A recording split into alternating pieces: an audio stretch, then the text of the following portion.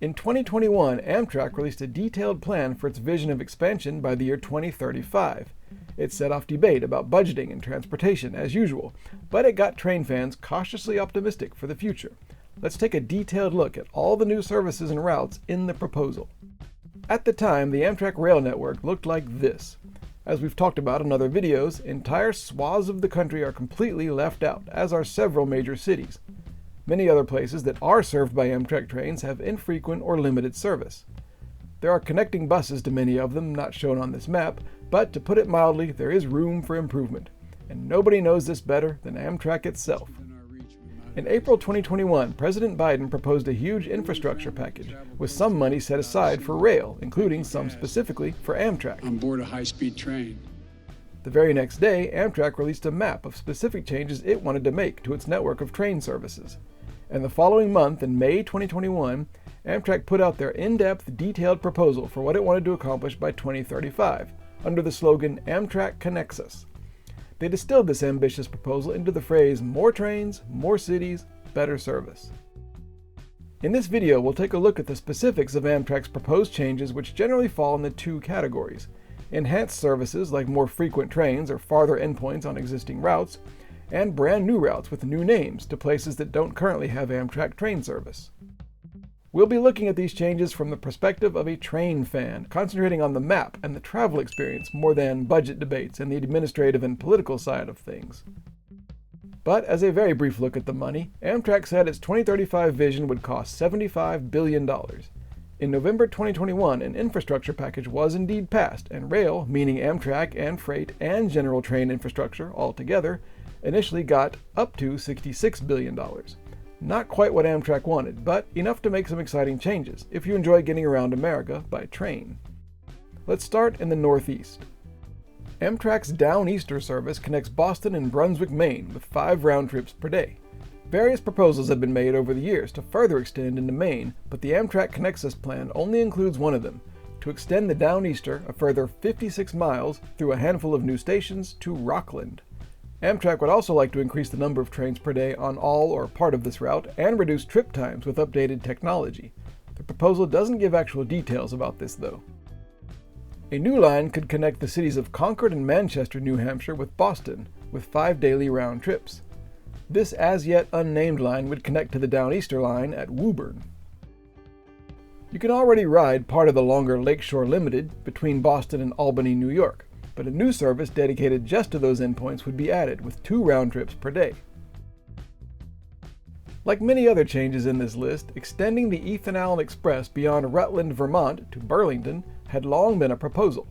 Unlike many others, this one was already underway at the time of Amtrak's 2035 plan, and it has indeed started. The new extension began running in July 2022. Also in Vermont, Amtrak would like to extend the Vermonter train past St. Albans and all the way to Montreal in Canada. This, of course, requires both countries to agree and to work together, and there hasn't always been the same level of enthusiasm from each of them. Maybe it will happen. Plans for the various routes, collectively known as the Empire services in New York State, involve extending routes and increasing frequency, but not venturing on the new tracks. First, one additional dedicated round trip would be added between New York City and Albany. 2 more round trips would be added between New York City and Niagara Falls, and one of those per day would still extend all the way to Toronto as before. Finally, a new service would begin connecting New York City and Cleveland. This too is already possible on the daily Lakeshore Limited, but this new dedicated service would add 1 round trip per day to those endpoints specifically. All of these changes to the Empire services would give travelers between New York City and Albany up to 17 trains a day, up from 13 now. And Amtrak proposes reducing the trip time of all of these routes. A new proposed line, the Long Island, would connect New York City and the Northeast Corridor in general with Ronkonkoma on Long Island, plus 4 other new stations along the way. This area is already serviced by the non-Amtrak Long Island Railroad. South of New York, 3 new branch lines would connect destinations in Pennsylvania with existing Northeast Corridor services. The idea is to establish 3 daily round trips on a new line called Scranton Service, 2 on the Allentown Service, and 3 on the Reading Service. Trains on the existing Keystone Service between Philadelphia and Harrisburg would be increased from 13 to 17 daily round trips. The current Pennsylvanian route between New York City and Pittsburgh would have a second daily round trip added, and one of those round trips would be extended to Cleveland, a ride you can already do on the Capital Limited.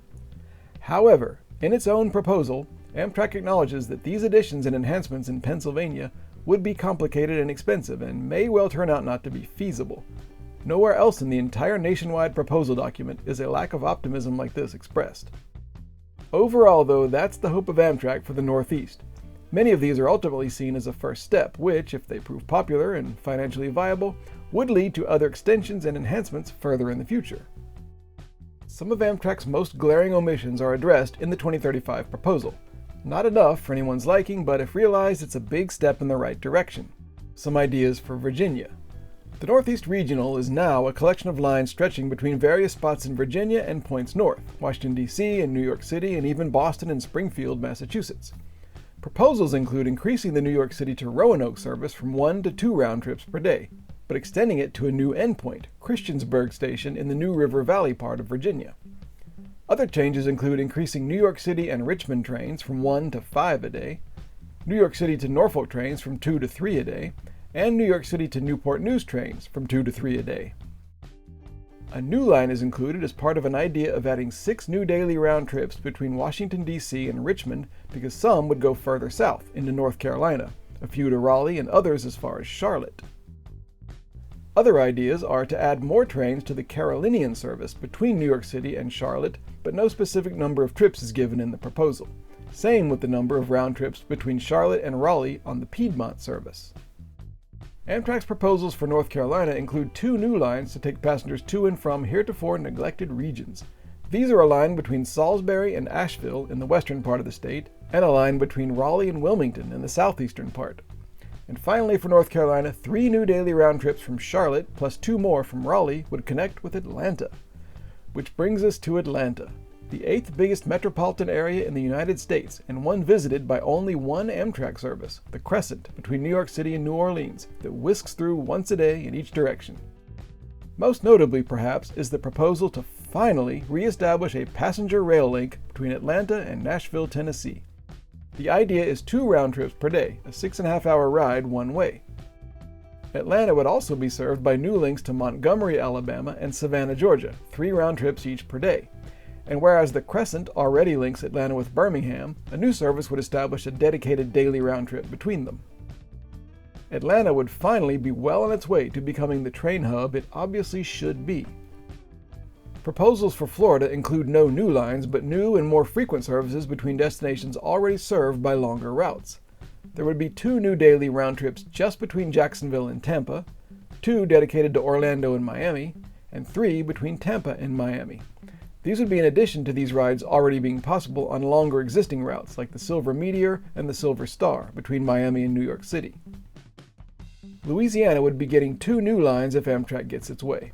The Mobile, Alabama to New Orleans segment, destroyed since Hurricane Katrina in 2005, would be reestablished as either the Gulf Coast or the Mardi Gras service, or possibly some other name, with 2 round trips a day. Opening dates for this were announced and then pushed back several times beginning in 2022. As of this video, it is yet again promised to be opening in the coming months. If and when it does open, the rest of the former Sunset Limited route to Jacksonville would unfortunately remain suspended. And there would apparently be no direct trains between Mobile and anywhere west of New Orleans, so a connection there would be necessary. And also, with 2 round trips a day, the Baton Rouge service would connect New Orleans with that city. Further west, Texas and Oklahoma would get some very useful new services under Amtrak's proposal, both along existing routes and on some new ones. First, a set of routes collectively called the Texas Triangle, referring to an area made up of Houston, San Antonio, and Dallas and Fort Worth. More of a trapezoid, really. Most interestingly, a new line connecting Houston with Dallas and Fort Worth would be established, with 3 daily round trips through College Station and other stops. 3 dedicated new round trips would begin between Houston and San Antonio on the line currently used by the cross-country Sunset Limited, and 2 daily round trips would begin between Dallas and San Antonio, going through Austin and, of course, Fort Worth. This is along a line already used for Amtrak's longest route, the Texas Eagle. To the north, the Heartland Flyer would be increased from 1 to 3 daily round trips between Fort Worth and Oklahoma City, and one of those would be extended all the way to Newton, Kansas, where passengers could connect to the cross-country Southwest Chief service. Now let's look at the Midwest region. As has long been the case, it's all basically centered on Chicago. Enhancements to existing services and quite a few new routes are part of the proposal. Depending on the day of the week, there were either 5 or 6 daily round trips between Chicago and Milwaukee on the Hiawatha. The new proposal increases this to 10, but there's more to it.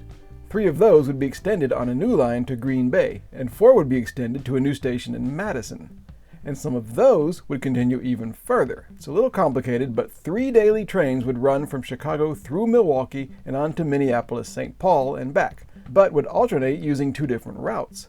Some would stick to the line currently used by the long-distance Empire Builder, but break off to stop at Madison on the way. The other route would split from the current line at a new station at Camp Douglas and take a northern arc through Eau Claire, Wisconsin, and other new stations on its way to and from Minneapolis-St. Paul. This whole project was called TCMC, maybe as a placeholder at first. It meant Twin Cities, Milwaukee, Chicago. The actual name was later announced as Great River, and then in 2024, Borealis. The Borealis did indeed begin operation in 2024, but only between Chicago and the Twin Cities on the same tracks as the Empire Builder. As of this video, the Madison and Eau Claire segments have yet to open. The Green Bay link has not begun yet either. Reviving another older discontinued route, the Northern Lights Express would connect Minneapolis with Duluth. As of now, the service hasn't begun but has received positive attention, so rail fans await good news. Until then, it's one of several proposed train routes in this video that are in fact currently served by Amtrak, but only by their throughway buses. South of Chicago, the Lincoln service to and from St. Louis was to get increased speeds up to 110 miles an hour. That did happen in 2023, and schedules for the Lincoln service, the Missouri River Runner, and the long-distance Texas Eagle were tweaked to reflect the faster rides. Also, it was proposed to make a direct connection between Kansas City, Missouri, and Chicago that passes through St. Louis. To do that route now, you have to change to a different train in St. Louis, or bypass it altogether and just take a Southwest Chief train. The proposed new dedicated service would be 1 round trip a day. 2 new routes to destinations near Chicago would be a new service called Quad Cities to and from Iowa City, Iowa, through Moline, and the Rockford to and from Rockford, Illinois. The Quad Cities will use part of the existing route of other Illinois Services Amtrak trains, and then split off south of Princeton.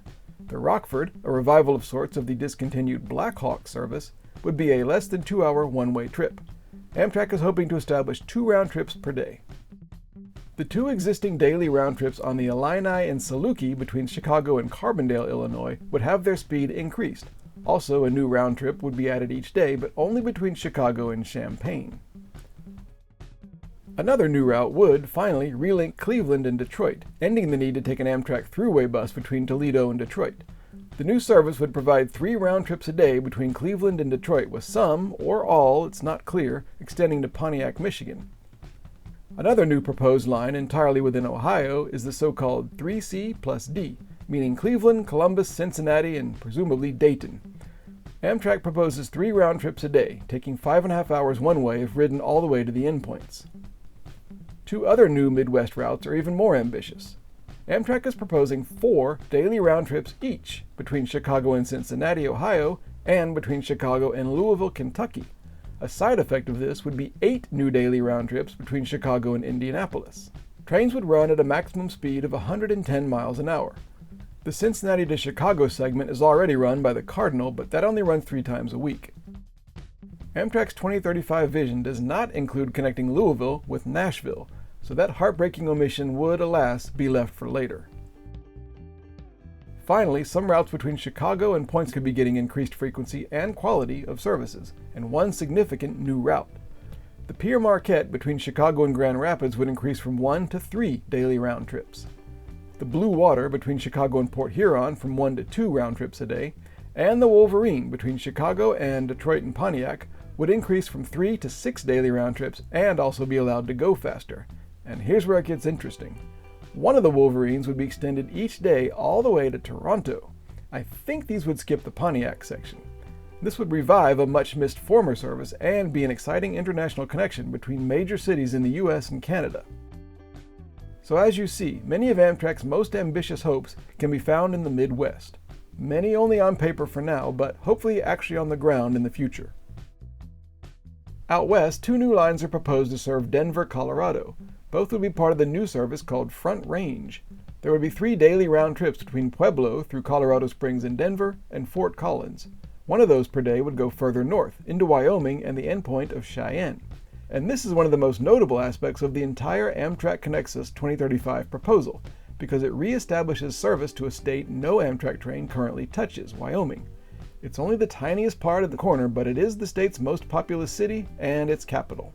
And that would leave poor South Dakota as the only one of the 48 contiguous states with no Amtrak service at all, not even a throughway bus. Maybe someday. And finally, there's the Southwest and the West Coast. In Arizona, the city of Tucson is already linked with Los Angeles on the Sunset Limited and Texas Eagle, but a new proposal would establish a daily round trip specifically between those endpoints, and on the way be rerouted through Phoenix, currently one of the Amtrak map's more egregious bypasses. Further exploiting that new line, 3 daily round trips would begin between Tucson and the suburb of Buckeye, all of which would of course include Phoenix. Up in the Pacific Northwest, the Amtrak Cascade service would be enhanced under the new proposal. Seattle and Portland round trips increased from 4 to 13 a day, Portland and Eugene from 2 to 6 a day, and Seattle and Vancouver in Canada from 2 to 4 a day. And finally, there's California, with some of the most ambitious enhancements anywhere in the country. On the existing Capital Corridor, the round trips between San Jose and Oakland would increase from 7 to 24 a day, and the Sacramento and Oakland service would increase from 15 to 20 a day. 10 of those 20 would go beyond Sacramento to Roseville, with one of those going all the way to Auburn. On the San Joaquins through the Central Valley, 6 new daily round trips would be established between Sacramento and Merced, in addition to 5 round trips a day between Merced and Martinez. A new service, temporarily dubbed Central Coast, would offer 3 round trips a day between San Jose and San Luis Obispo, adding to a trip already technically possible on the longer but less frequent Coast Starlight. Down on the Pacific Surfliner, the round trips between Los Angeles and Goleta would increase from 5 to 17 a day, with 8 of those going all the way north to San Luis Obispo. Round trips on the Pacific Surfliner between LA and San Diego would be increased from 13 to a whopping 33 a day. A new service would link Los Angeles to Indio and the Coachella Valley area. Amtrak envisions 4 round trips a day for this. And last and definitely not least, Amtrak proposes addressing what is arguably their most notorious gap in the whole country, a rail link between Los Angeles and Las Vegas. Outside of Barstow, a new line would branch off north to Nevada, with 2 round trips a day for the entire route. And so that, in a nutshell, is what Amtrak hopes to achieve by 2035. It all depends on funding and extraordinarily complex negotiations between Amtrak and federal and state governments and freight companies and everyone else involved in these things. By the way, as an interesting footnote to all this, in addition to all these enhanced services and new lines, there are also some new stations along existing lines in the proposal. This is part of what allows Amtrak to tout the 2035 proposal's goal of new stations in at least 25 states. So there you go. More trains, more cities, and better service. Of course, it remains to be seen what exactly will happen with each of these ideas in the future.